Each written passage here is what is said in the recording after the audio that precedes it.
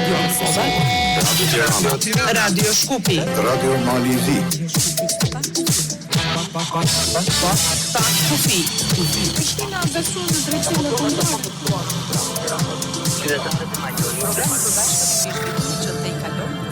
Programi i përbashkët me zhvillimet që tejkalojnë kufinë shtetëror. Pak Kufi. Përshëndetje të nderuar dëgjues të Radio Kosovës, të Radio Tiranës, Radio Shkupit e të Radio Malizi, kudo që po na dëgjoni përmes frekuencave të 4 radiove tona publike apo në platforma tjera në internet. Jemi sot bashkë 4 studiot publike për të diskutuar një temë sigurisht me interes më të madh për Kosovën, po nuk përjashtohet mundësia të them edhe interes rajonal apo edhe mbar kombëtar, duke pasur parasysh zhvillimet e fundit politike në Kosovë. Do të flasim konkretisht për situatën politike në Kosovë rreth formimit të institucioneve të reja. Unë Mirvete Uka këtu nga studio e Radio Kosovës, do ta drejtoj këtë emision. Në studion tim e kam ftuar Melazim Kollsin, politolog. Faleminderit shumë zoti Melazim. Faleminderit. Në studion e Radio Tiranës bashkë me kolegun tim Jaho Margjika është Ben Andoni, analist. Jaho. Përshëndetje Mirvete për ju të ftuarin tuaj, për të gjithë dëgjuesit tanë, kolegët në studiot e Shkupit dhe Malit të Zi, në Podgoricë, siç thatë edhe ju, në studio unë jam me Ben Andonin, analist i mirënjohur. Ben, faleminderit, mirë se erdhe. Përshëndetje dhe kënaqësi. Ju faleminderit shumë zoti Andoni që jeni me ne në studion e Radio Shkupit bashkë me Mehmet Ali Jusufin, është Zudi Xhelili analist. Përshëndetje Mehmet Ali, përshëndetje edhe për të ftuarin tuaj. Përshëndetje Mirvete, përshëndesim të gjithë dëgjuesit që aktualisht janë duke na ndjekur, përshëndesim edhe kolegët, Jaho Margjika me të ftuarin Ben Andonin. Ashtu siç potencove, i ftuari në Radio Shkup është Zudi Xhelili, analist, një ish politikan, deputet, pretendent për Fronin, kryetar shteti këtu në Maqedoni. Zoti Zudi, mirë se erdhe në Pakufi. Mirë se u gjetëm dhe më lejoni edhe unë t'i përshëndes të gjithë mysafirët, gazetarët që janë të kiqur në këtë emision. Faleminderit. Mirvete? Ju faleminderit shumë zoti Xhelili që jeni sot me ne. Ndërkaq në studion në Podgoricë, në Radio në Malizi, kolegu ynë Musa Gjoka ka përgatitur një kronik bashkëbisedim për këtë temë me Ismet Kallabën, redaktor i Kohës Javore. Kronikën nga Malizi do ta transmetojmë kaq gjysa e emisionit ton, pasi të kemi diskutuar këtë temë me të gjithë të ftuarit tanë në studion në Prishtinë, në Tiranë e në Shkup. Do të nisim bisedën këtu në Prishtinë me Melazim Kollsin, politolog. Shpesh na bien këtë emision të flasim për tema për Kosovën, sado që interesi është të flasim për tema që janë me karakter mbar kombëtar, po sigurisht që çështjet e Kosovës prekin edhe Shqipërinë edhe Maqedoninë e Veriut, të gjithë shqiptarët kudo ku janë. Çështjet politike janë të rëndësishme në këtë kohë të zhvillimeve strategjike të gjitha të rajonit, sepse sigurisht që rajoni duhet të zgjidhë këto probleme në një farë forme bashkërisht, përndryshe jemi shtete shumë të vogla. Megjithatë në Kosovë kemi situata të tilla që nuk mund t'i shmangim nga diskutimi ynë dhe patjetër që do nisim këtu. Tani ne sot pam edhe një dështim në Kuvendin e Kosovës për të konstituar Kuvendin, madje edhe me datën 15 edhe sot me 17 ishte tentative e dytë për të filluar konstituimin e këtij kuvendi dhe situatë e cila nuk ka ndodhur më parë që të mos votohet as raporti i Komisionit për verifikimin e mandateve. Çfarë po ndodh në fakt në Kosovë? Fillimisht më duhet të them që kemi të bëjmë me krizë, me një krizë politike e cila mund të thellohet për shkak të shumë rrethanave, fillimisht për shkak të ambivalencës që kanë në dispozita tona ligjore. Tazëm kemi ligjin për qeverinë që është një qartë në çdo aspekt dhe nuk le asnjë dilemë në interpretimin e çështjeve, por është pastaj edhe një vendim i vitit 2014 i gjykatës kushtetuese, i cili hap shumë probleme dhe i cili do të vijë në rendite në çastin që do të propozohet kryetari i Parlamentit të Kosovës. Kësaj do t'i kthejmë pak më vonë, por në tërësi duhet të them, ne kemi të bëjmë me një krizë artificiale. Pavarësisht se kriza është artificiale, është shkaktuar nga qoftë nga vetëvendosja, qoftë nga opozita. Pse e them këtë? Secila fajson tjetrën. Dhe jo vetëm që fajsojnë, po edhe i kanë kontribuar krizës. Ta zëm në mbledhjen e të martës nuk kishte asnjë nevojë që opozita të mos votonte raportin për verifikimin e mandateve, sepse është çështje procedurale dhe thjesht teknike. Por arsyetimi i tyre ishte se nuk duan të bëhen bashk pjesëmarrës në shkeljen e ligjeve, sepse tër opozitarizmin këto parti politike e kanë bërë gjatë 4 vjeçarit që lan pas, duke i dërguar lëndët në gjykatën kushtetuese, edhe pse shumë herë në media janë kritikuar se opozita e tyre është e lodhë, se nuk po veprojnë mirë, por kanë zgjedhur rrugën që të mbrojnë ligjet dhe kushtetutën e Kosovës përmes institucionit më Por kësaj radhe unë mendoj se ai ishte një autogol politik, sepse duke zhagitur çështjen, kam përshtypje punuar në favorin e vetëvendosjes në këtë rast. Pse e them këtë? Sepse është evidente, sidomos takimi i sotëm e tregoi. Është evidente në bindjen time që vetëvendosja ose nuk i kanë numrat për të zgjedhur kryetarin e parlamentit dhe qeverinë. Votuan vetëm 52 deputet për raportin, pardje. Ajo tregoi që vetëvendosja nuk i ka numra. Tani, por sot e kishte mundësinë ta votojë raportin, sepse ishin 100 deputet në sallë dhe i mjaftonin 51. Mund ta votonte vetë pa opozitën. Prandaj kam dyshime që edhe vetëvendosja nuk është e interesuar ta çojë përpara çështjen e zgjedhjes së kryetarit të parlamentit dhe të qeverisë. Tani mund të shtrohet pyetja pse. Një mund të jetë që Zoti Kurti mund të jetë nuk e do një qeveri e cila do të ishte me 62 vota, nëse aty përfshim 48 votat e vetëvendosjes, 1 të zotit Rashit, 3 të Nismës dhe 10 të pakicave jo serbe. Kjo përbën numrin 62 të mjaftueshëm për të formuar qeveri.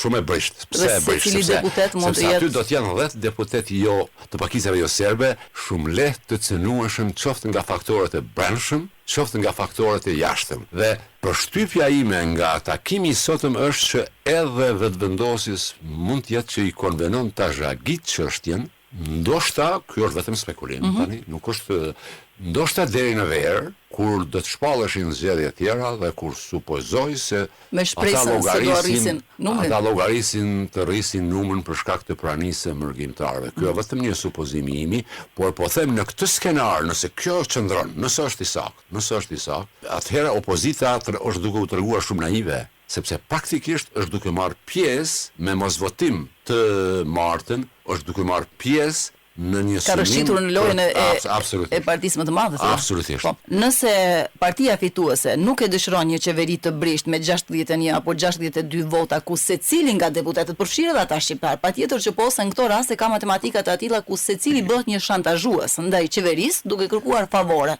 Por në një situatë të tillë, a nuk do duhej partia fituese të ishte më e afërt me ndonjërin nga subjektet politike, sepse në zgjedhje, në parlamentarizëm, në pluralizëm, gjithmonë duhet të kesh edhe një partner, pavarësisht rivalitetit. Sot gjua ishte shumë e ashpër sot para mediave. A duhet lënë një derë hapur për cilin do nga subjektet shqiptare? Jo vetëm sot, gjuha e ashpër ka polarizuar jo vetëm subjektet politike, por edhe gjithë shoqërinë kosovare, do të thotë, ne moti nuk kemi pasur një polarizim të këtillë. Dhe tema qendrore është pikërisht kjo pyetje që ju e bët. A është e avë dhe e gatshme klasa aktuale politike në Kosovë të ulet në tavolinë bashkë, do thotë, e kam fjalën për 4 partitë kryesore shqiptare, të harrojnë inatet, egot personale dhe të dhënë në plan të parë interesin nacional të Kosovës. Paraqitjet e tyre publike sot mlan me kuptu se nuk e kanë këtë dëshirë, sepse spaku do duaj ulur tensionet në këtë situatë dhe të tregohet një afirmitet. Absolutisht keni të drejtë, sepse kemi të bëjmë me kalkulime tjera, do të thotë. Kam dëgjuar gjatë këtyre ditëve disa herë të citohet ligji për qeverinë e Kosovës, ligji i cili është propozuar nga qeveria që është në detyrë dhe është miratuar po nga ajo qeveri, madje ishte kundërshtuar nga opozita me sa më kujtohet. Kam dëgjuar disa herë të thuhet se kushtetuta është mbi ligjin, duke përpjekur të bëhet një citim. Ne kemi parasysh, kushtetuta i rregullon gjërat në vija të trasha dhe pastaj ligjet derivojnë nga ajo. Por, nëse kushtetuta nuk qen ka në harmoni apo ky ligj nuk qen ka në harmoni me kushtetutën, atëherë kemi të bëjmë me një ligj antikushtetues. Nuk e përjashtoj këtë mundësi. Po si mund të arsyetohet një klasë politike që e ka votuar vetë dhe e ka nxjerrë sot në arsyetimin se nuk është ligji në harmoni me kushtetutën? Unë tani nuk mund të them që ligji për qeverinë është në kundërshtim me kushtetutën, por nuk e përjashtoj. Nuk e përjashtoj, këtë analizë do duhet ta bërin ekspertët e kushtetues, ekspertët juridik. Mund të them vetëm një gjë. Ligji për qeverinë. Jo, për të mos marrë shumë kohë në këtë, po mendoj se nuk qëndron kjo të thuhet, sepse nëse e ke votuar vet, e ke nxjerr vet, e ke hartuar vet, e ke votuar vet, si mund të thuash sot se kushtetuta është mbi ligjin? Po, kushtetuta është mbi ligjin, po ligji nuk guxon të jetë në kundërshtim me kushtetutën në asnjë formë. Absolutisht nuk guxon. Ligjet derivojnë I kushtetutës. Dhe duhet i zgjidhen gjërat, ato që i thot kushtetuta në vija të trasha, ligjet pastaj i specifikojnë. Ky ligj e specifikon dorëheqjen. Pse ishte kaq problem dhënia e dorëheqjes nga kryeministri dhe nga anëtarët tjerë të qeverisë, kur ata do të vazhdojnë të kryejnë detyrat? Keni absolutisht të drejtë, por është pjesë e atij kalkulimi për cilën folëm pak më parë, para pak minutash. Do të thotë, dorëheqja e kryeministrit Kurti dhe ministrave nuk prodhon asnjë efekt. Jo, absolutisht. Dhe këtë për fat të keq nuk e ka të qartë as opozita. Dhe unë kam përshtypje që vetëvendosja nëse ka për synim të fundit zhagitjen, prandaj bën lojra me çështjen e dorëheqjes. Dorëheqja aktualisht nuk prodhon asnjë efekt as juridik as politik, sepse edhe në rast të dorëheqjes antarëve të qeverisë, ata mbeten vends ministra. Jo vetëm kjo. Sipas ligjit të qeverisë, neni 29, ata mbeten në detyrë, mbeten në detyrë. Është në mënyrë taksative e 30, më fal. Në bazë të nenit 30 të ligjit për qeverinë, qeveria në dorëheqje vazhdon të ushtrojë përgjegjësitë e saj në përputhje me kufizimet e paracaktuara me nenin 31 të këtij ligji, deri në zgjedhjen e qeverisë së re nga ana e kuvendit. Pra, dorëheqja eventuale absolutisht nuk prodhon asnjë efekt juridik dhe është vetëm në funksion të një loje politike ndërmjet opozitës dhe pushtetit. Fatkeqësisht, mjerisht jemi e çuditshme.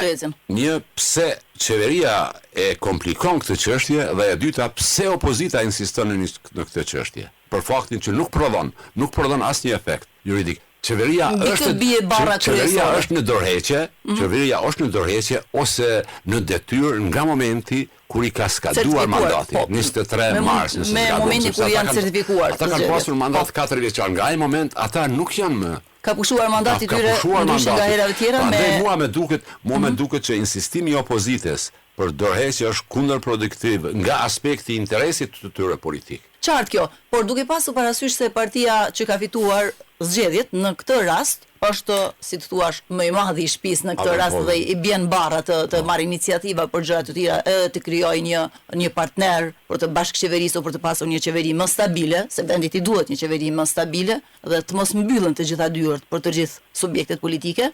Këta janë të gjithë rival mes vete, por një partneritet duhet kenë mes tyre. Dhe ta kalonte sot raportin me votat e tyre që t'i hapte rrugë zgjedhjes së kryetarit të kuvendit. Nuk e duan. Ti kanë mund ta bëjnë edhe të martën. Edhe të martën, pavarësisht qëndrimit të opozitës, nëse kishte pasur vullnet. Martën ishin 110 deputet, nëse s'gaboja, ishin më shumë në sallë dhe nuk e kishin shumicën e thjesht. Po sot ishin 100. Ishin 110. Sot kishin mundësi. Sot kishin gjithsesi, unë mendoj se kanë pasur mundësi edhe të martën. Nuk e hollën fare në votim dhe kaluan nga skenari. U publikua dhe skenari përgatitur nga sekretariati. Pakicat jo serbe nuk mendoj se janë kundër zgjedhjes së kryetarit, se kalimit të komisionit, raportit të komisionit, dhe ata i kanë pasur votat e rreth martën. Do të thotë kanë mundur të kalojnë, sepse janë 48 vota të të vetëvendosjes, 3 të Fatmir Limaj, 1 në Nadrashici dhe 9 të pakicave jo serbe kalonte raportin. Po spaku sot të kaloj, edhe sot kalonte. U desh sot spaku sot të kalonte se ishin vetëm 100. Vetëm edhe fjali e kam. Me bëri përshtypje sot pas takimit, zonja Mimoza Kusari bëri disa shpjegime dhe dy herë përmendi zgjedhjet e jashtëzakonshme. Po, edhe ne si gazetar e vrejtëm këtë dhe një gjuhë që nuk dukej as pak bashkëpunuese dhe nuk lente derë të hapur për asnjë subjekt për bashkëpunim, pavarësisht faktit që i ka dërguar një ftesë LDK-s, mënyra se si u shpreh ajo sot para gazetarëve nuk lente hapësirë për të bashkëpunuar. Atëherë, t'falenderoj shumë zoti Melazim për këtë pjesë, do të kalojmë radhën tek kolegët tan. Jaho? Po vazhdojmë bisedën këtu në studion e Radio Tiranës me të ftuarin ton Ben Andoni.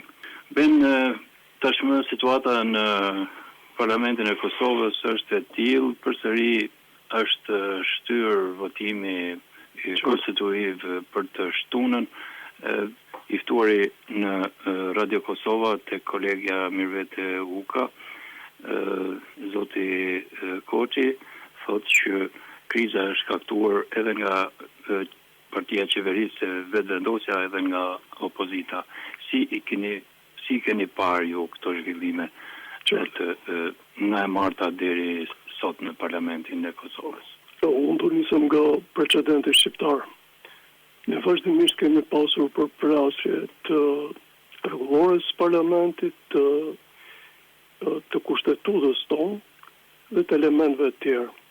Ka diçka e cila në vendet perëndimore dhe që kanë demokraci të konsoliduar, zgjidhet me respektin moral të nenëve. Janë disa artifica në kushtetutat e vendeve, të cilat nuk shpjegohen, por merren të mirëqëna.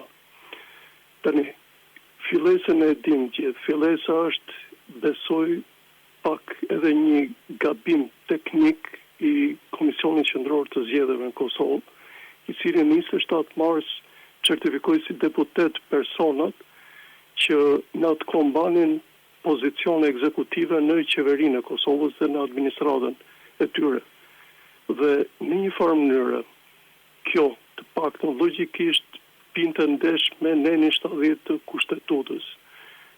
Tani, e tha shumë mirë para forci që kushtetuta është mbi rregulloren e parlamentit. Kushtetuta vendos nenet, vendos parimet, pastaj elementet e tjerë i zgjerojnë në shtellime. Dhe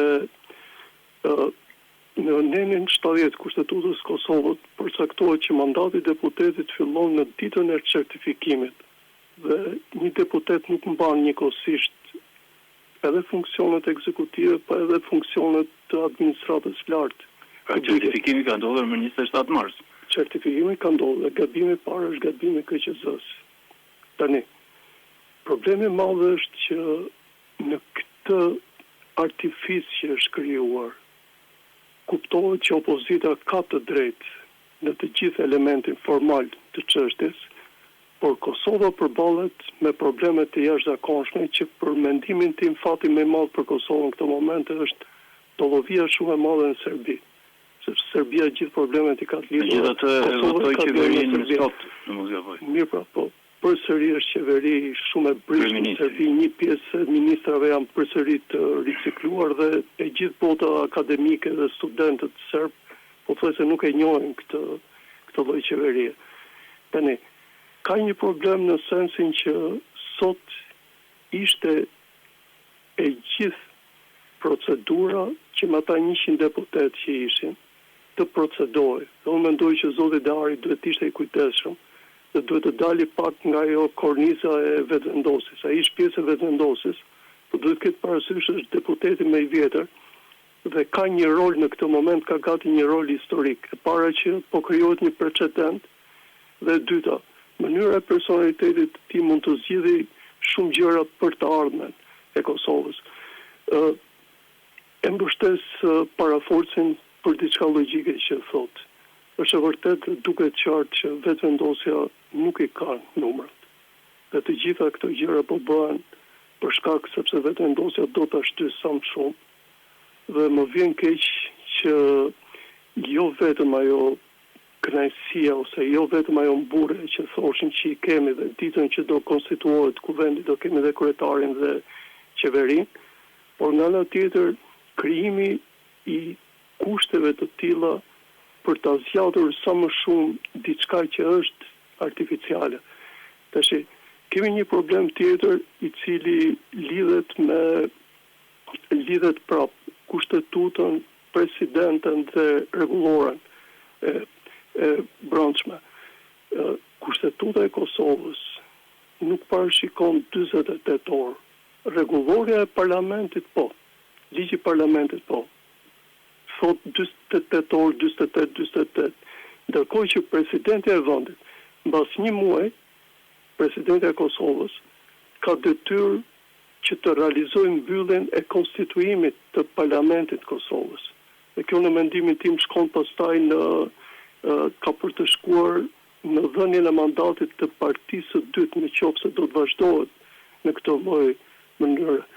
Prandaj po mendoj që është momenti më i mirë, të paktën për Kosovën, që të veprojë dhe mos t'ia lëri në sensin rastësisë gjërat dhe mbi të gjitha të krijojë kushtet që kriza të tilla të sillen brenda Kosovës, e para që tregon emancipim të politikës kosovare. Unë edhe ky proces që është kaq i përfolur, në mendimin tim ka element demokratik. Ka element demokratik sepse demokracia e njeh të lloj përplasje. Por problemi i Kosovës është ai që thash pak më parë. Kosova në çdo moment e përballet me sfida që disa herë janë shumë të rënda për shpatullat e saj. Dhe jo vetëm duhet një qeveri, por duhet normalisht që të krijohen gjitha kushtet që Kosova të funksionojë. Zonja Kajas vjen për pak ditë në Prishtinë dhe në Beograd. Unë besoj që mesazhet që do përcjellë qoftë në Beograd, qoftë në Prishtinë, nuk kanë për qenë aq të ëmbla për të dyja vendet. Dhe interlokutorët e saj duhet të jenë interlokutorë të cilët kanë forcë, kanë pushtet. Dhe në këtë mes po mendoj që e para, zoti Dehari tash që ka pozicionin vërtet simbolik, duhet të jetë shumë i kujdesshëm që ta mbylli në interes të Kosovës, të parlamentit Kosovës të zoti Kurti, nëse nuk i ka numrat, të ketë mirësinë të paktën ta thotë publikisht këtë. Por me çfarë shikoj qeveria e tij, ka përqenë një qeveri shumë e prisht, dhe ka pasur lajme dhe kolegët kosovarë kanë kapur dhe identifikime që edhe nga lista sërbska pretendohet që do jenë katër individ që do mbështesin. Do të votojnë këtë qeveri.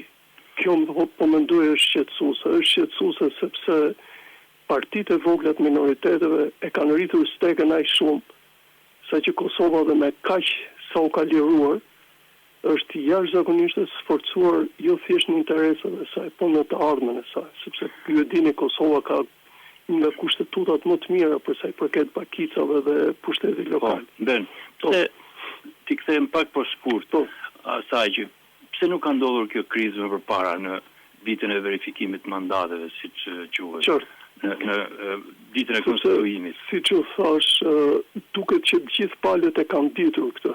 Dhe në Kosovë kjo flitë e hapur që do ndodhi kjo lloj artifice, e dinin mirë. Kolegët tanë e dinin shumë mirë që do vazhdoj kjo artific 48, sepse para pan predispozitën për të ndihmuar zotin Kurti, dhe dyta pan që opozita nuk mund t'ia fali zotit Kurti atë narracion të ti një ditë mbas zgjedhjeve. Ai ka qenë gabimi fatal i tij, sepse ju e dini që zoti Kurti mund ta bënte qeverinë shumë mirë sot me LDK-n ose me PDK-n, pa çka se PDK-ja kërkon në mënyrë taksative kryeministrin, por aty gjendesh artifica sepse bëhesh me mandat për gjysmë e merrte PDK-ja, kryeministrin dhe gjysmën e merrte vetvendosja. Ndërkohë që kjo nuk ndodhi, sepse narracioni i zotit Kurti dhe mënyra se si ai është qasur në mandatin e tij të dytë le jashtëzakonisht shumë për dëshiruar. Por mua personalisht, nëse do më lejoni, duhet të them këtë. Mandati legjislatura e Kosovës që është mbyllur, ka qenë nga legjislaturat më të dobta të tyre. Dhe uroj të paktën edhe kjo legjislaturë mos të ndjekë inercinë asaj legjislatura. Për arsyeën e vetme që më shumë parlamenti është përfshirë në debate boshe sesa në debate të cilat kanë përmbajtje përmbajtësore.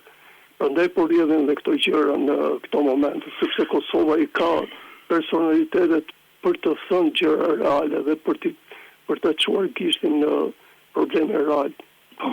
Falenderoj Benandoni për këtë pjesë të parë të Pakufi. Po lëm radhën kolegëve. Po mirë vete. Faleminderit shumë Benandoni. Do të kalojmë në Shkup me Medali, të vazhdojmë diskutimin me të ftuarin tuaj me zotin Xhelili. Po, faleminderit mirë vete, është shumë e qartë se ka një ngërç, thuaç, politik, po edhe për tek saj, domethënë nuk është konstituar kuvendi i Kosovës, mbase janë konfuz, shumë gjëra duhet të shihen në vazhdimsi. Partitë politike, ato që kanë synuar, nuk kanë arritur nga njëra partitë vetvendosja ka 48 deputet, partitë 2 dhe 3 partitë demokratike dhe ajo lidhja demokratike nuk u lejohet. Në fakt kushtetuta nuk si thua nuk është aq si thua fleksibile, është e qartë si në Maqedoni që i lejohet edhe partisë dytë ose tretë formon qeveri. Zoti Xheli, si ke pa këto zhvillime të fundit në kuvendit rreth kuvendit të Kosovës? Po. Ke qenë edhe vetë deputet i një mirë punët. Edhe ne me vëmendje jemi duke ndjekur ndodhit në Kosovë dhe të them drejtën unë nuk i shoh me shqetësim, për shkak se ka një ngarç politik si që thatë edhe ju, jo krizë politike. Krizë politike ka në Bullgari vite të tëra, 4-5 vite, asnjë parti politike nuk fiton shumicën për të bërë qeveri dhe pezull rrin, përsëri presin afatin, mbajnë zgjedhje, përsëri rezultatet dalin të njëjta, mirë po shteti funksionon. Ka mekanizma tjerë, është presidenti, janë ministrat të cilët derisa nuk është votuar qeveri e re nga kuvendi, ata janë duke krijë të tjerën, faktikisht janë funksional. Edhe në Kosovë duhet ashtu ta kuptojmë, mirë po mos harrem, ne jemi duke pa atë që duket në skenë. Do me thanë, u përmend deputeti më i vjetër, të marrë rol, mos marrë rol, ai ka marrë rol, dhe roli i tij është të mbrojë interesat e partisë vet. Vetëvendosjes dhe sigurisht ato koordinohen. Edhe unë kur kam qenë deputet, kemi pas grup parlamentar, jemi koordinuar, edhe kemi ndajt të tjera të rolet dhe sikush çdo parti shiqon së pari interesat partijake, pastaj edhe ato shtetërore. Normalisht, në këtë rast nuk mund të themi se janë rrezikuar interesat shtetërore, funksionon presidentja, funksionojnë ministrat aktual, funksionojnë institucionet dhe nuk ka fat i mirë as fatkeqësi se Serbia ka protesta dhe se përndryshe do bëhet nami. Kosova është shtet, aty janë forcat armatosura të Kosovës, aty janë institucionet, aty është KFOR-i, aty është interesi ndërkombëtar, është korri diplomatik dhe janë komunat që funksionojnë dhe çdo gjë është një skenar. E tash unë duhet të shoh për te skenarit dhe cila prapaskena. Prapaskena mendoj se kanë një term politik, thot asgjë nuk ndodhen rastësisht, çdo gjë është mirë e organizuar. Unë mendoj se Kurtit asgjë nuk mund të ikë rastësisht nga kontrolli, përkundrazi çdo gjë ka mirë të organizuar. Ai siç tha edhe gazetarja, sa i mund është sot edhe dje, i ka 51 vota për ta kalu atë cili ishte një proces i verifikimit, por me qëllim nuk e ka bërë dhe më duket se nëse keni vrejt ju, te partia e tretë, LDK-ja, ka një luhatje të mbrendshme mes sekretarit të partisë dhe forcave të vjetra, edhe ndoshta këtu Albin Kurti, duke pas informata burimore nga tereni, nga gjithë anët, ai ndoshta kalkulon që mund të bëhet një shkputje e një grupi të mjaftueshëm që jo për të kaluar themelimin ose konstituimin e parlamentit, por mendon të krijon ndoshta një shumicë që mund të kalone dhe presidentët të kalone, kështu që janë kalkulimet të lejuara, ligji apo kushtetuta në Kosovë është e vërtet se nuk e ka definuar sakt që nëse partia e parë, pasi që e merr mandatin nga presidentja, nuk arrin të formojë shumicë parlamentare, atëherë i takon që partia e ditë të merr mandatin. Atje është bërë me qëllim apo pa qëllim ki lëshim, edhe do të shkohet në zgjedhje të parakohshme nëse nuk arrin të mirën vesh. A këtu të në Maqedoni është saktë definuar, nëse partia e parë në afat të caktuar nuk arrin të formojë shumicë parlamentare, atëherë kryetari i shtetit mandatin ja jep partisë së ditë, e cila bën përpjekje dhe nëse ai nuk arrin të formojë shumicë parlamentare, kryetari i shtetit atëherë në afat të caktuar kohor shpallën zgjedhje të reja parlamentare. Domethënë jetojmë disa momente të rëndësishme, decizive mbase gjeostrategjike dhe kjo ka impaktin e vet. Domethënë shtetet tona janë të brishta për nga fakti që në si thua, në procesin globalizues, shtetet kombet kanë ato të relativitetin e vetë dhe nuk janë ato shtetet kombe kur kanë filluar, domethënë mas revolucionit burgjes francez krijohen, domethënë si nocioni i kapitalizmit, fund i dha feudalizmit. Dhe tani kjo çfarë ndikimi mund të ketë edhe në Kosovë dhe në Ballkan, sepse kanë filluar të krijohen edhe koalicionet e para këtu dhe shumë shtete evropiane paralajmërojnë për ndodhi të mëdha dhe kjo ka bërë që edhe hapa që ndërmerret të mendohen më gjatë, jo siç ka qenë në mandate të tjera. Dhe këtu është ndoshta sa kryeministri mund të pranohet nga Shtetet Bashkuara të Amerikës, duke pas parasysh backgroundin e tij në qeverinë Kurti 1 dhe apo dhe 2, domethënë ka pasur disa probleme në shikim parë, megjithatë ka funksionuar mirë për Kosovën në fundit. Fund ditës u pa disa suksese gjeostrategjike, shtrirjen në fundit kanë filluar edhe njohjet e reja për Kosovën, siç ishte fundit nga Kenya dhe paralajmëri nga Sudani, por edhe nga Siria. Presidentja solli këtë lajm mbas takimit me Tayyip Erdogan, presidentin turk. Mendon se ky impakt global ka ndikim edhe rreth hapave të më të tjeshme rreth formimit të qeverisë Kosovës? Unë mendoj se ka paralajmërime se do të ketë një rregullim të ri botëror. Mirë po, sa i përket Kosovës dhe sa i përket shqiptarëve në përgjithësi, ende nuk kemi marrë sinjale të para se cili do të jetë roli apo orientimi im. Për shkak se ka qenë orientimi pastër deri tash, ne jemi populli me disa shtete të Evropës, jemi populli më pro-amerikan në botë, sipas një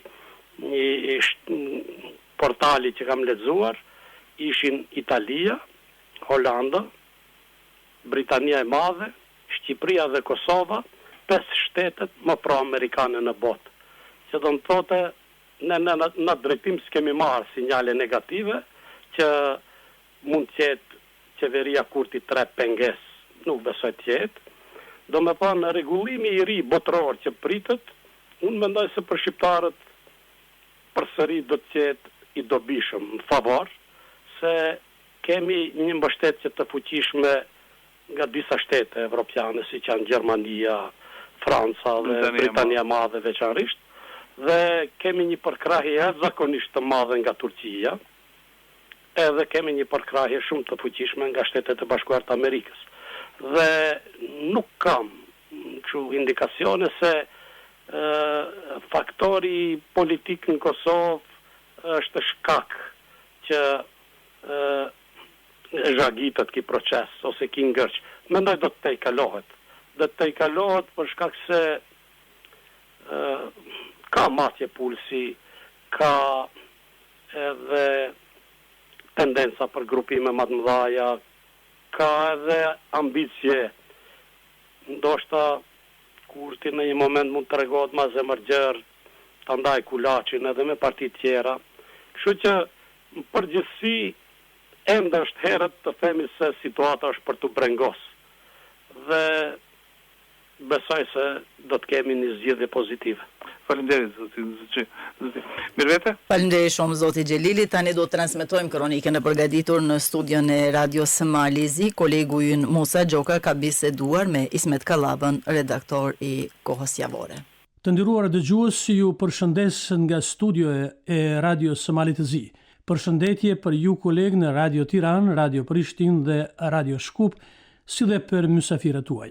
Për të folur për temën e sotme, unë kam ftuar kolegun tim dhe tuajin, redaktorin e gazetës Koha Javore, Ismet Kallabën. Me 15 të këtij muaji ishte caktuar mbledhja konstitutive e Kuvendit të Kosovës të dalë nga zgjedhjet e 9 shkurtit. Për fat të keq kjo seancë dështoi pasi deputetët nuk u betuan. Zotri Kallaba, si vlerësoni ju zhvillimet e fundit në Kuvendin e Kosovës? Po, unë mendoj se rezultatet e zgjedhjeve parlamentare të 9 shkurtit në Kosovë nuk kanë prodhuar një fitues të qartë i cili mund të formojë shumicën qeverisë. Prandaj ajo që ne kemi parë në seancën konstitutive të Kuvendit të Kosovës është pikërisht pasojë e këtij rezultati. Për fat keq më duket se partitë politike në Kosovë janë akoma në atë euforinë dhe efektin e zgjedhjeve dhe përdorimit të gjuhës dhe fjalorit as pak etik gjatë fushatës zgjedhore dhe pas zgjedhjeve. Sikur nuk I kanë tejkaluar ato inatet, do t'i quaj feminore, që në vendet demokratike I harrojnë sapo përfundon procesi zgjedhor. Pra nuk janë të vetëdijshëm për realitetin politik pas zgjedhor. Nuk është mirë që partitë parlamentare në luftën kundërshtarëve politik nuk zgjedhin mjete, duke shfrytzuar edhe boshllëqet ligjore dhe krijuar precedent në historinë e parlamentarizmit të Kosovë, duke mos votuar raportin e Komisionit të Përkohshëm të verifikimit të mandateve. Por duke ditur polarizimin e skenës politike në Kosovë dhe animozitetin që ekziston ndërmjet lëvizjes vetëvendosje dhe partive të opozitës, ka qenë e pritur që ato të shfrytëzojnë çdo mekanizëm ligjor për të pamundsuar konstituimin e përbërjes së legjislaturës së re të Kuvendit të Republikës së Kosovës, apo në një farë mënyre edhe për të bllokuar pra punën e Kuvendit.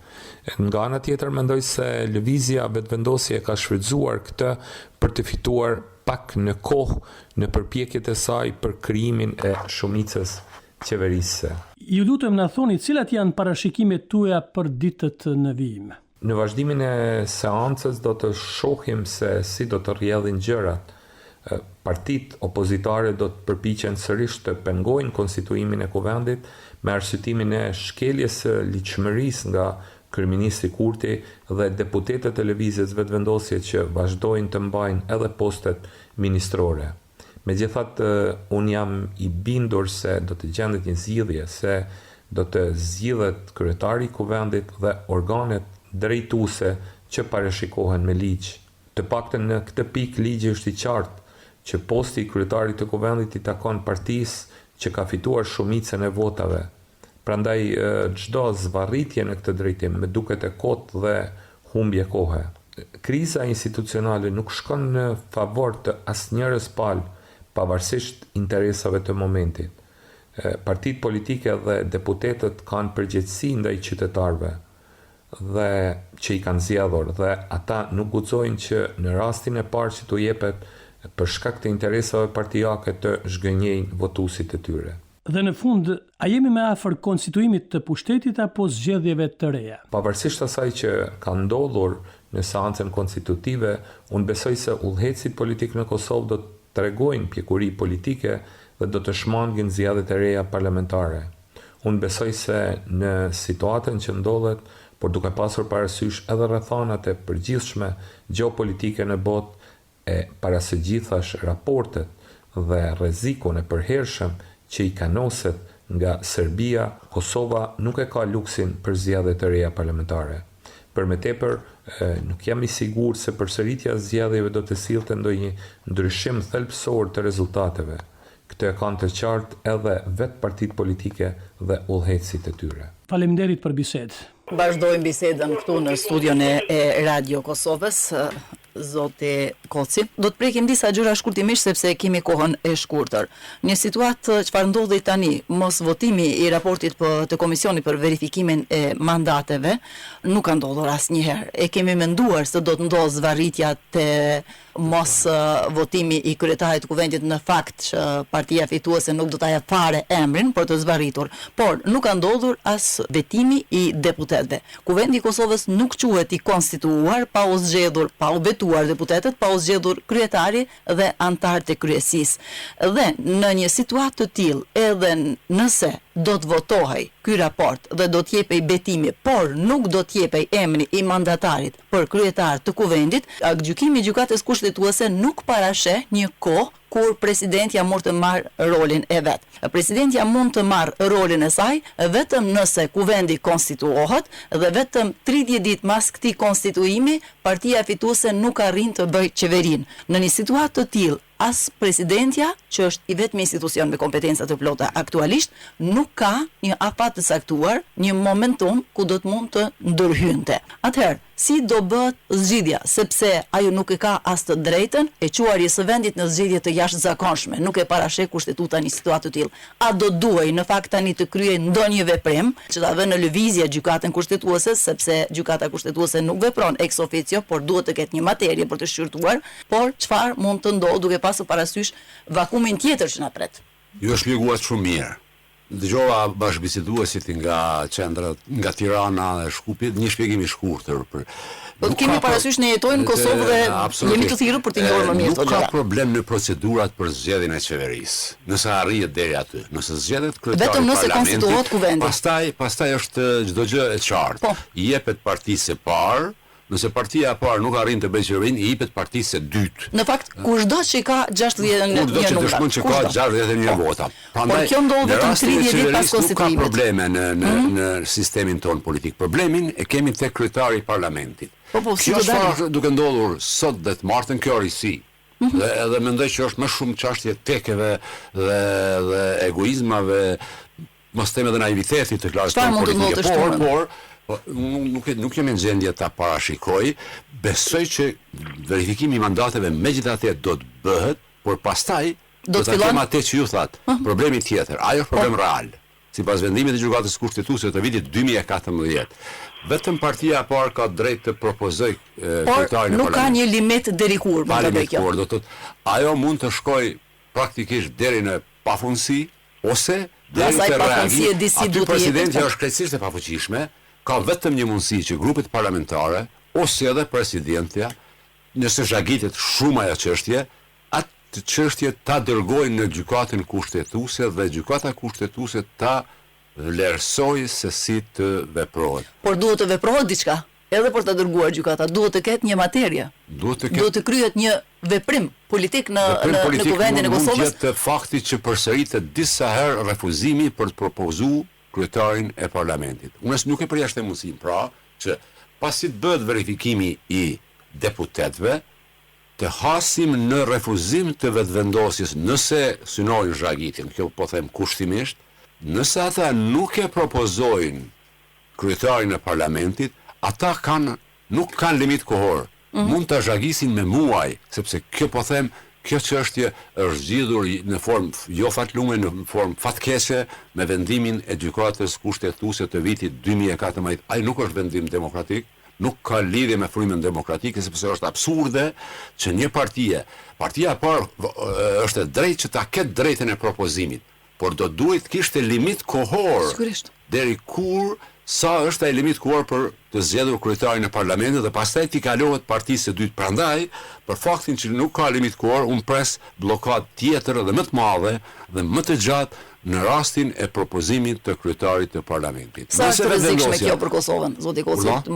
Sa është rrezikshme kjo për Kosovën në këtë kohë të zhvillimeve globale? Mendoj se është shumë rrezikshme. Ne kemi institucione në kohën kur mund të ketë vendimarrje tragjike për shkak të çështjeve të brendshme.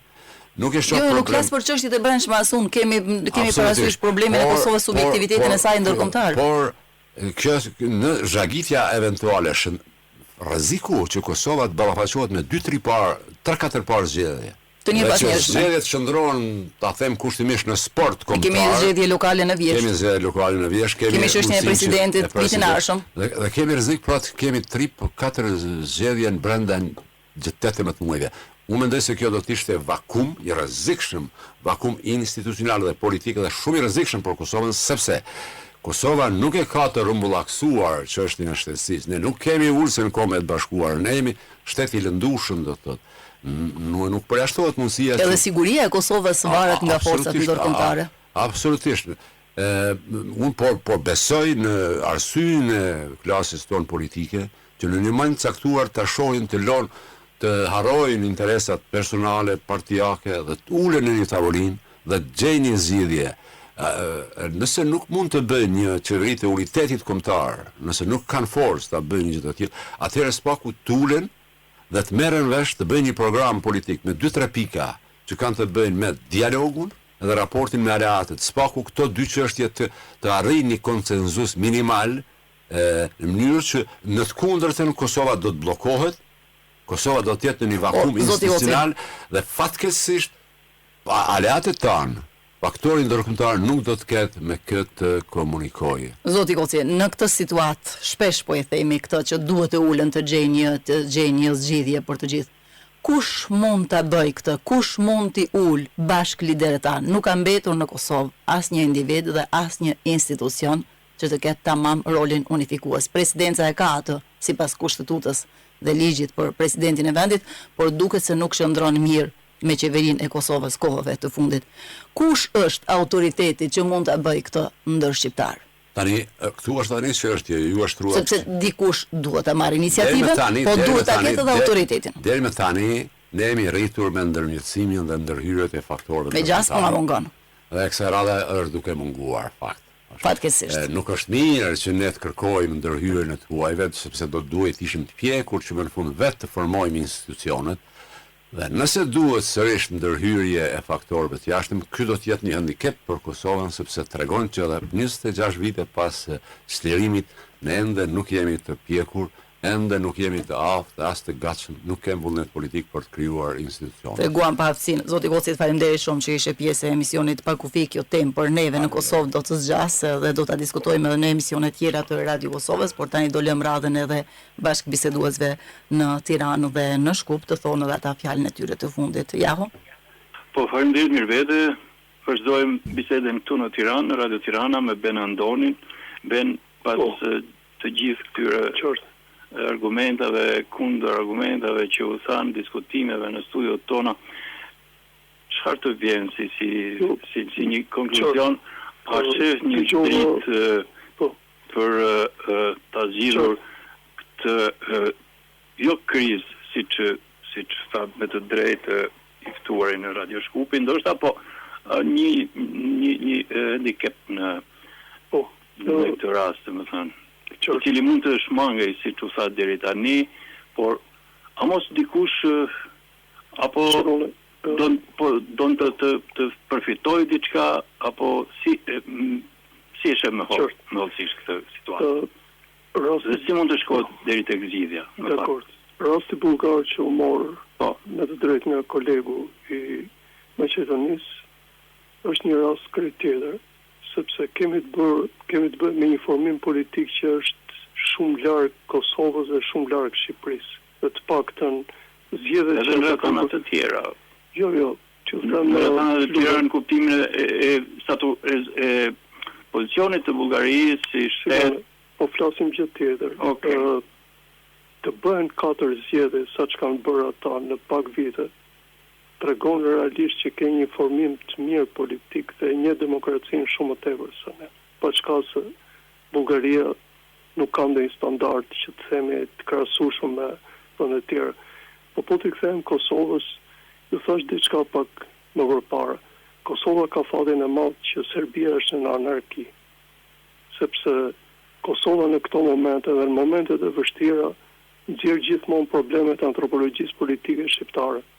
Neve mobilizohemi vetëm kur jemi në zgrip, që do të thotë, në momentet që jemi në zgrip, vetëm atëre forcat politike gjejnë gjuhën e tyre, dhe këtu do marr shembullin e luftës Kosovës, ne deri disa orë përpara partitë në Shqipëri ziheshin për pushtet. Do duhesh të ktheloheshin që ishte gati eksodi që partitë në Shqipëri të mblidhen veten. Ashtu si në Kosovë shikojnë shumë momente që janë të paqarta realisht që përballë interesit të madh të Kosovës, ata vendosin interesin e tyre të vogël, të planeve dhe të tjera. Ne i kemi lavdruar zgjedhjet në Kosovë pas herë në komunikimet tona në Pa Kufi. Po patjetër, po t'ju them një element. Kosova të drejtë një dëgjues mund të pyes çfarë ndodhi kësaj here. Shikoni, nuk ka përveç se partia fituese nuk i fitoi votat e duhura. Të lutem. Prap Kosova është demokratike. Jemi në kohë që Kosova prapë tregon që është demokratike.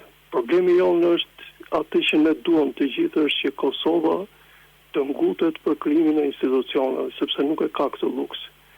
Dhe kodë ndajmë me diçka me kolegun nga Maqedonia për diçka.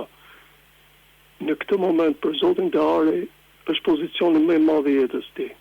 Është vërtet akt simbolik që ai është në krye të kuvendit, po ka të gjitha mundësit që në një moment të vetëm ta lërë interesin e vetëvendosjes dhe të shikoj diçka më tepër. Unë besoj që këto mundësi janë, sepse sot ishte një mundësi e tillë që nuk duhej humbur, sepse ishin vetëm 100 veta quorume dhe mund të zgjidhej shumë mirë gjithë procesi. Ja vjen shtuna. Çfarë mund të ndodhë të shtunën? A mund të bëjmë një prognozë? Jo, lutem, më lër një moment. Po ju them diçka. Kjo nuk mund të zgjasë pafund. Rregullorja e kuvendit thotë që mund të vazhdojë 48 orë, 48 orë. Ndërsa kushtetuta nuk të jep mundësi më shumë se sa një muaj. Dhe në këtë rast është presidentja e vendit i vetmi autoritet që ka tagrin për t'u drejtuar gjykatës kushtetuese për interpretim. Unë mendoj që mund të zgjasë ky interpretim i kushtetuesës. Po besoj në raste të tilla zgjat shumë pak sepse është interes mallor për vendin. Dhe në këtë rast po them, kjo situatë nuk do zgjasë pafund. Do një moment të thjesht mirë kuptimi ndërmjet palëve, që zoti Kurti e ka prishur me atë deklaratë që bëri një ditë mbas zgjedhjeve, dhe nga ana tjetër edhe mirë kuptimin e partive të opozitës që në mendimin tim akoma nuk po bëhen të qarta që rezultati i tyre në këto zgjedhje ishte shkënjys. Unë mendoj që kjo situatë është e kalueshme. Vetëm Kosova duhet ngutet sepse Kosova nuk e ka luksin që të presi. Kosova nuk e ka luksin që të bëj modalitetet të tilla. Dhe në mendimin tim, të paktën ajo që ishte parashikuar me kohë të paktën nga kolegët kosovar doli, në një farë mënyrë tregoi atë vogëlsinë e politikanëve tonë, që të paktën ata e kanë treguar dhe në legjislaturën e fundit që po vjen keq ta them ishte shumë zgënjyese. Ashtu si 2 legjislaturat e fundit në Shqipëri, që kanë qenë nga legjislaturat më të dobta të demokracisë tonë. Dhe shqetësimi më i madh është ky, dhe kjo është e fundit që do të them. Më vjen keq që demokracia në Shqipëri dhe në Kosovë në vend të ketë nota gjithmonë të përmirësueshme, demokracia jonë nga dita në ditë po bjerret, po shkon gjithmonë më pak për interesat thjeshta për interesa klanore. Okej, faleminderit Benandoni për kontributin sot në Pakufi, faleminderit shumë. Po koleg, faleminderit shumë Benandoni që ishe sot me ne në emisionin Pakufi dhe minutat e fundit për Radio Shkupin me Medali edhe një herë me të ftuarin tuaj Zudi Xhelilin. Faleminderit mirëvete, zoti Zudi, demokracitë tona janë të lëndueshme. Janë dikura, si thua, shtetet tona një nga tjetri jemi në situatë ku ka dhe rigrupime të shteteve, aleancave të ndryshme ballkanike, nëse vëmë re, historikisht çdo herë ka ndodhur janë krijuar aleanca ballkanike. Si është pozitën e Maqedonisë, domethënë në relacion me Kosovën dhe me Shqipërinë, sepse ka qarqe që thonë që Maqedonia, ai deep state është i lidhur me Beogradin dhe nuk lejon një politik të pavarur të shtetit tonë. Ja, kështu në kohë fundit thash se nëse kemi një rregullim të ri botëror, kjo i ka trazu shpirtrat gjithandej në të gjitha anët e globit, normalisht edhe ne nuk jemi indiferent shqiptarët, edhe pse Shqipëria është në zgjedhje, edhe pse Kosova është pa konstituimin e kuvendit, u arri një marrëveshje për bashkëpunim në lëmin e mbrojtjes mes Shqipërisë, Kosovës dhe Kroacisë. Dhe kjo ma kujtoi diplomacinë e Henry Kissingerit sa i përket ekuilibrit të forcës. Domethënë një Serbie e cila ka një fuqi, një potencial ushtarak, ndoshta më të madh në rajon, mund t'i për kundërvihet vetëm një fuqi tjetër e kombinuar, siç e përmenda. Mirë, po në këtë drejtim kam dëgjuar se kësaj aleance ushtarake ka gjasa së shpejti t'i bashkangjitet edhe Bullgaria. A në anën tjetër, asgjë nuk lëvizën këtu në Maqedoni. Do me thënë kryeministri Kristian Mickovski është indiferent dhe shpeshherë kalkulohet se Maqedonia ende nuk ka marrë anë dhe do të jetë e vështirë deri në fund. Pikpyetje nga do të orientohet. Mirë, po faktori politik shqiptar këtu në Maqedoni ka fillu të zgjohet. Dhe ka disa lëvizje që unë mes rreshtash i lexoj si një bashkëpunim, si një mesazh dërguar kryeministrit se orientimi juaj duhet të jetë ki që mbajnë shqiptarët, për shkak se ju e keni orientim rrugën e njëjtë që e kemi ne, Euroatlantike, dhe këtë mesazh pikrisht e dha kryetari i Aleancës për shqiptarët Arben Taravari, i cili tha se kryeministri deri tash ka treguar një sinqeritet në bashkëpunim, mirë po ka qartë që ende më të thella që janë lidhur me Beograd. Ai tha po, unë mendoj tha se tash ne partitë shqiptare kemi fjalën dhe se duhet edhe ne tregojmë një unitet më të madh. Nëse partitë shqiptare fillojnë një bashkëpunim më të madh, kjo do të jetë një sinjal ndaj tij se kujdes, jeni lexuar. Kështu që edhe do të jetë i detyruar se unë disa herë kam thënë në Maqedoni ka di rregulla të pashkruara. Nuk mund të ketë shtet Maqedoni të Veriut pa shqiptar, dhe nuk mund të funksionojë në Maqedoni të Veriut asnjë qeveri pa parti politike shqiptare. Edhe derisa është kështu, këtë kanë imponuar, domethënë, statistikat apo vetë konstruksioni i shtetit multietnik, atëherë rruga vetme e Maqedonisë është ajo të cilën me vite e kemi tracuar, po, dhe do të jenë, unë mendoj do të jenë të detyruar që këtë rrugë ta përforcojnë. Ta mbyllim me medali. Atëherë, të nderuar dëgjues, këtu po e mbyllim emisionin pa kufi për ditën e sotme 17 prill 2025, si diskutuam bashkë për situatën politike në Kosovë rreth formimit të institucioneve të reja. Në studion e Radio Kosovës kishim të ftuar Melazim Kocin, politolog, në studion e Radio Tiranës Ben Andonin, analist, në studion e Radio Shkupit Zudi Gjelilin, analist, dhe në studion e Radio Smalizi Ismet Kallaba, redaktori Kohës Javore. Unë Mirvete Uka nga studia e Radio Kosovës, përshëndes po ashtu edhe kolegët e mi, ja Omar Gjekën në Tiranë, Mehmedali Jusufi në Shkupe, Musa Gjokën në Podgoricë. Deri javën tjetër, ju faleminderit shumë që ishit me ne dhe miru dëgjofshim në emisionet tjera. Miru dëgjofshim edhe nga Tirana.